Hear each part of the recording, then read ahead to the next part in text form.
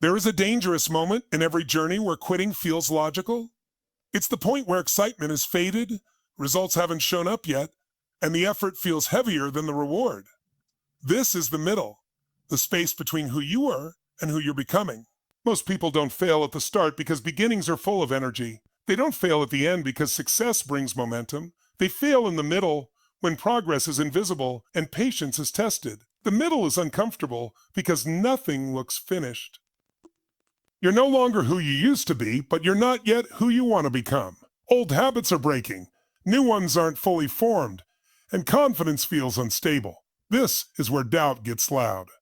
It tells you that you've gone far enough, that this isn't working, that maybe this path isn't meant for you. But doubt doesn't show up because you're weak. It shows up because change is happening. Quitting in the middle is tempting because the middle doesn't give you applause. Nobody claps for consistency. Nobody celebrates discipline behind closed doors. The middle is quiet work, repetitive effort, and showing up when no one is watching. It's waking up tired and still moving forward. It's believing without proof. It's planting seeds and trusting they'll grow long after you stop looking at the soil. Most breakthroughs are missed by inches, not miles. People stop just before momentum shifts. They quit right before clarity arrives. They walk away because the results didn't come on their timeline, forgetting that growth doesn't follow emotion. It follows consistency. What feels like stagnation is often accumulation. The work is stacking even when the reward hasn't surfaced yet. Becoming requires endurance. You don't become strong by trying once. You don't become disciplined by being consistent for a week. You don't become confident by winning once. You become through repetition, through showing up again after failure, through choosing progress even when motivation disappears. The middle is where endurance is built, and endurance is what separates those who dream from those who become. Quitting feels like relief in the moment, but it carries a long-term cost. If the pain of effort is temporary, but the regret of quitting lasts much longer. When you quit in the middle, you don't just stop the process. You interrupt your belief in yourself. You teach your mind that discomfort means retreat. Over time, that lesson becomes a pattern, and every challenge feels heavier because you've trained yourself to escape instead of endure. Endure. Staying doesn't mean everything suddenly gets easier. It means you get stronger. The same pressure that once overwhelmed you becomes manageable. The same obstacles that once intimidated you become familiar. You adapt. You adjust. You evolve. That evolution only happens if you remain in the process long enough for it to shape you. The middle is also where identity is formed. Anyone can say they want more. Anyone can start when motivation is high. But who you are is defined by what you do when it's hard, boring, slow, and uncertain. Uncertain. Staying when quitting would be easier builds an inner confidence that can't be taken away. You begin to trust yourself. Not because things are perfect, but because you've proven you won't abandon yourself when things get tough. Many people think success is about talent or luck, but more often it's about refusal. Refusing to stop. Refusing to fold. Refusing to let temporary frustration make permanent decisions. The people who make it aren't always the most gifted, they're the most committed. They stay in the process long enough for growth to catch up with effort. You won't always feel like you're becoming something greater.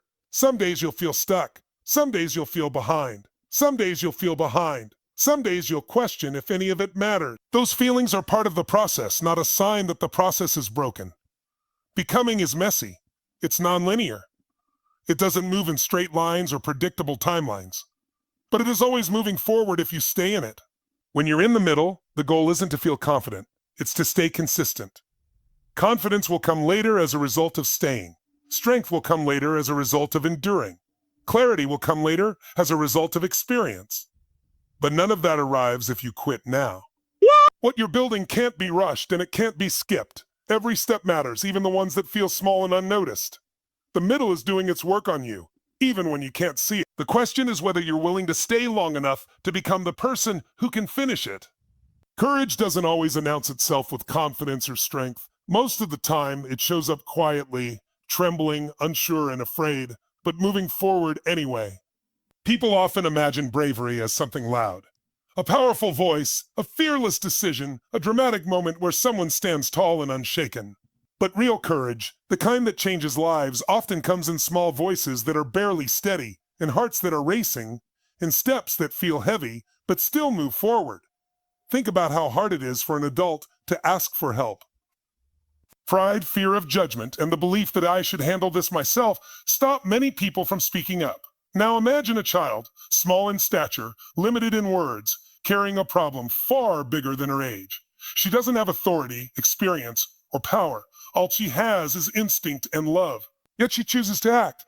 That is courage in its purest form, not the absence of fear, but the decision to move despite it.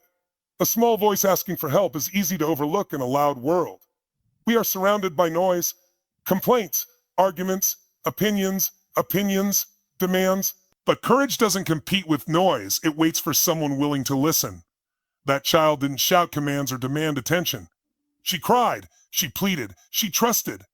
And that trust itself was brave. Trusting strangers when you are scared requires belief that goodness still exists, that someone will care enough to stop and help. What makes this kind of courage so powerful is that it isn't polished. It's messy. It's emotional. It's unsure. Hands shake. Words stumble. Tears fall. Yet the action still happens. Many people wait to feel ready before acting brave, but courage rarely waits for readiness. It shows up when readiness is absent and necessity is present. And the little girl didn't wait to be calm. She didn't wait to be strong. She didn't wait to be strong. She moved because staying still would have meant losing something precious. Small voices often carry big truths. They remind us that courage is not reserved for the bold or the confident. It belongs to anyone who chooses to do the right thing when it's hard. Age doesn't limit bravery. Size doesn't measure strength. Experience doesn't define courage. In fact, sometimes innocence allows courage to be pure because it isn't tangled in ego or fear of reputation. It simply loves saying, I must do something. There are moments in life when speaking up feels risky. You worry about being ignored, laughed at, or misunderstood. You wonder if your voice matters. That doubt can silence even the strongest hearts. But courage begins the moment you decide that staying silent is more dangerous than being heard. The child understood this instinctively. Silence meant losing her mother. Speaking up meant hope. So she chose hope. This kind of courage teaches an important lesson. Bravery doesn't require perfect words. It only requires honesty. You don't need a speech. You don't need confidence. Sometimes all it takes is a please help. Those two words can move mountains when spoken from a sincere heart.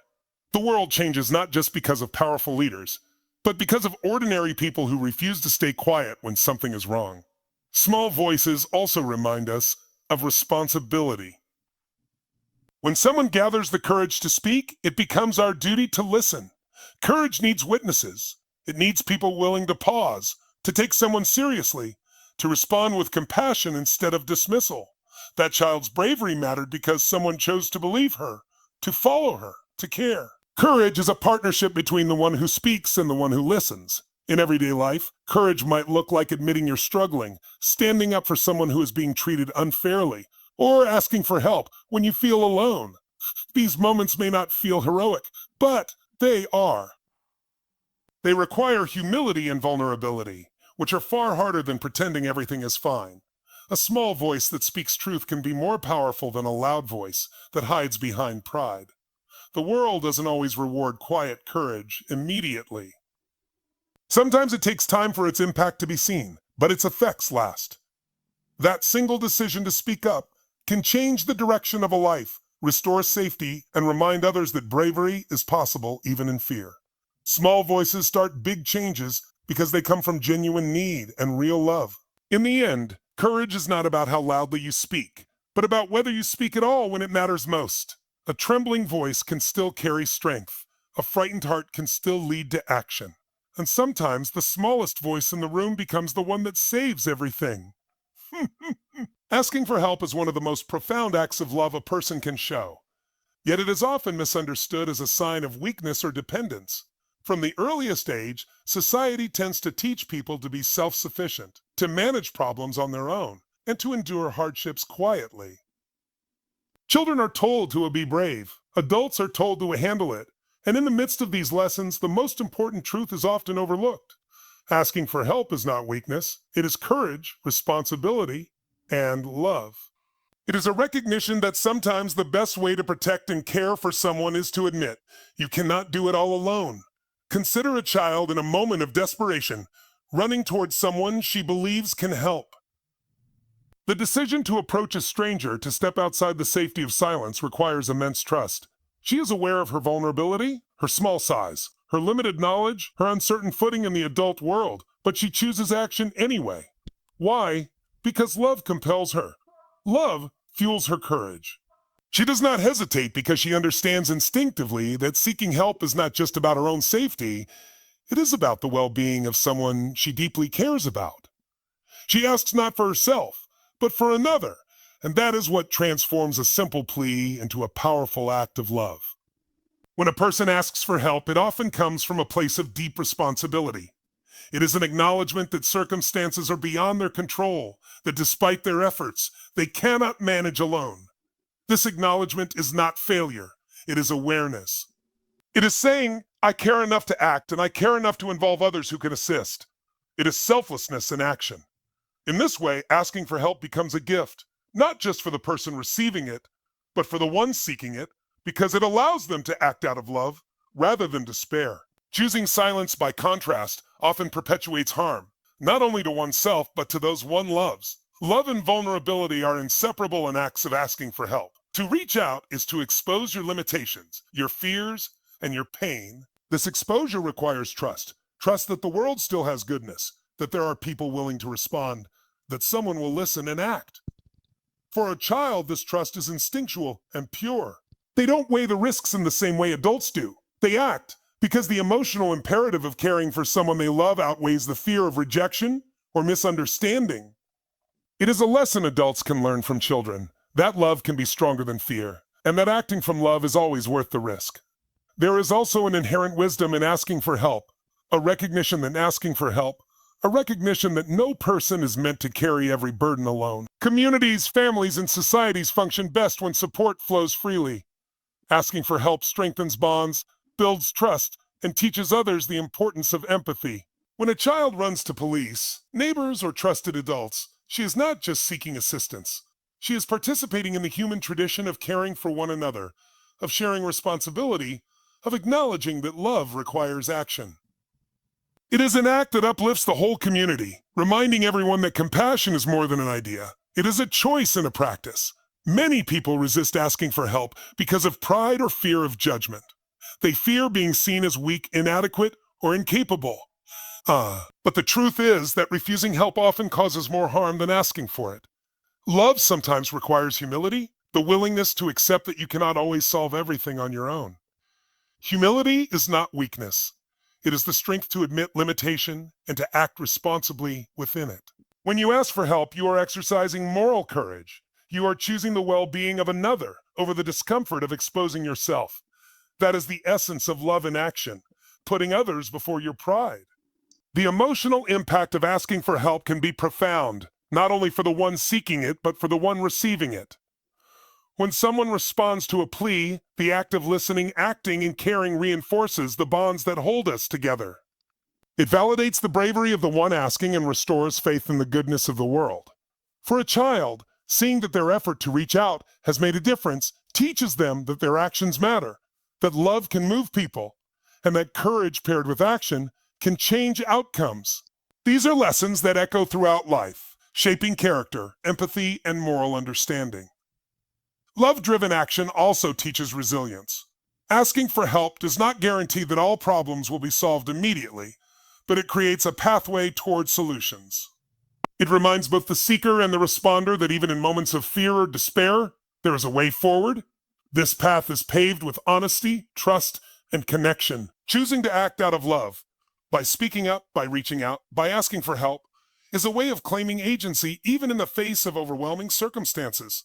It transforms vulnerability into strength, fear into purpose, and helplessness into hope. Ultimately, asking for help is one of the clearest ways to demonstrate care. It shows awareness of the needs of others and the courage to address those needs even when it feels risky.